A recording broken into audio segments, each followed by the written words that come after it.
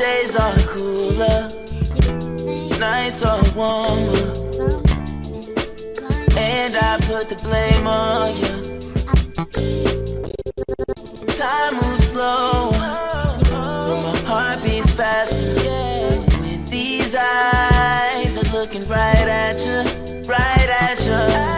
you give me something to believe in, just what I needed. You're the closest.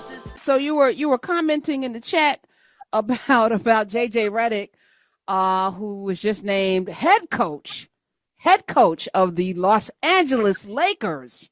Wow. Thoughts?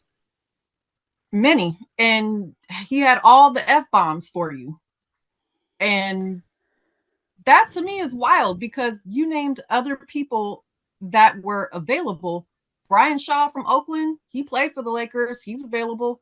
You could, like, there are many people that are available. And I am not somebody who can't speak from direct experience. I was a Warriors intern my senior year at Cal. So I do this. And yes. This is wild. But you know what I'm glad about, because for maybe our whole existence here, we were taught, you go to school, you work hard, you do the right things, you speak a certain kind of way, you dress a certain kind of way, play the game, and that's how you win. Now we know the game has been rigged from the beginning. It's never been about that. It's all, and we've known nepotism, and somehow, like, you have supervisors that are not qualified, but they're telling you what to do, but you're doing all of the work in all facets, right? We've seen it, and we go, how the hell did they get a job? And now we're seeing it play out in real time. Oh, this guy, they like him.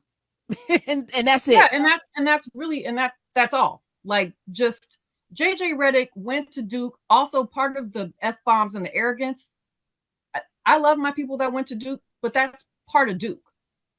And is it? Oh, okay. I didn't know that Duke bred nasty like that. Well, there's a woman named Halima Nash. I can't verify this, but I'm going to read her tweet. Halima Nash said, "I've only been called the N-word to my face by a white man once in my life. And it was on the campus of Duke University while I was doing work with the basketball team. And today he was named the new head coach of the Los Angeles Lakers." What a world. What a world. So here's how we're going to wrap all this up together. Is that, I don't know if you're watching the miniseries Clipped on Hulu. I am. Okay. Yes. And JJ Redick they have a whole person playing JJ Redick in the miniseries. And so for that to be, because they had a whole episode talking about how JJ couldn't say the word. So to know that JJ said the word to Halima Nash. Allegedly, because I don't know Halima. I don't know Halima. Come on, Attorney Bobby Williams. But that's, yeah. So it's the same thing with tech. Is like, it's white men that get by on potential and not results. And when we do it, it has to be results. And I literally wrote about that when I wrote about my decision to leave Facebook, because it was a meeting I had with my manager, and I supported, 11 departments at a point, and he wanted to hire someone to take over 4 of them. And I was like, great. Am I managing this person? And he was like, why do you think you're qualified to do that? And I said, well, are you really asking me that? And he said, yeah, why are you more qualified than redacted name to do this? And I said, that's really unprofessional, but I'll tell you why. I graduated from Berkeley in 3 years. I have a master's degree in African American studies. I have an MBA, and then I got a law degree. And I did all that in the same time that this man spent 6 years getting an undergrad degree at a university with no grades. So you tell me. And he looked me dead in the face and said, sometimes life isn't fair.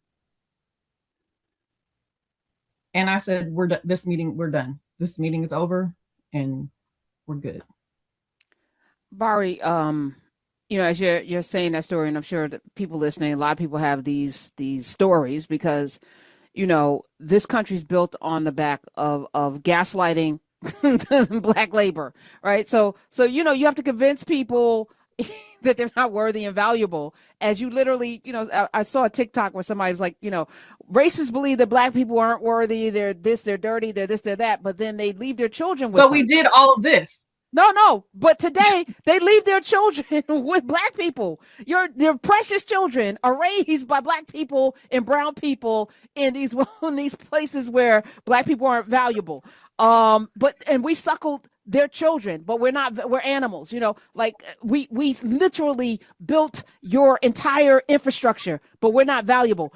This is the gaslight, right? And I wanted to have this conversation because I've been teeing it up with this talk about racism the last few days. And the conclusion I arrived at, and this is my thesis, I don't know, I haven't proven it yet. Maybe I need to go to school and map it out, but it feels right to me that the power in this country really rests in our hands. And the trick is to keep us fighting over crumbs when we have all the ingredients to bake the cake. We're fighting over crumbs of a cake that they made that is missing all kinds of ingredients. It's dry. It's dry. It has no moisture. It has no seasoning. It may have some raisins in it. We're fighting over the crumbs when we have the ingredients to bake the cake. And the trick is to keep us from knowing that we have the ingredients because they're holding the bowl. And so I'm sitting here like every day, and this gives me so much hope, Bari, and everyone listening, because I know that we have it, right? I know we're there, which is why the world is in chaos right now, because they know it too. And they just hope we don't see it. Well, and that's why you have people proposing these voting laws and these states the way that they're doing, why you see people running back everything that we had as reproductive rights for 50 years. You see all that happening. But it's because they're aware of the fact that 2040 is coming. And they don't want to deal with that, because when you actually have a level playing field, it feels like oppression. So they don't want that. So we're going to figure out how you can't vote. We're going to figure out how you can't go to school. We're going to figure out how to not fund Black women starting businesses with Fearless Fund. We're going to figure out how to do all of that so you all can't do anything. And that's exactly how it's going. Well, but it's really not, because the reality is still the backbone of this is as I talk to my truckers, as I talk to my longshoremen and women, as I talk to the UPS workers, as I talk to the folk that are driving right now, whether you're doing Uber, Lyft or something, we are the engine, we are the gas, we're the thing that makes this thing go. Oh, we're the engine, we're the backbone of a certain party. We're all of those things. What I meant by saying that's how it's going is that is what they're trying to, how they want it to go, is you're not going to be able to have or do anything. My days are cooler, nights are warmer, and I put the blame on you. Time moves slow, but my heart beats faster. When these eyes are looking right at you, right at you. You give me something to believe in, just what I needed. You're the closest.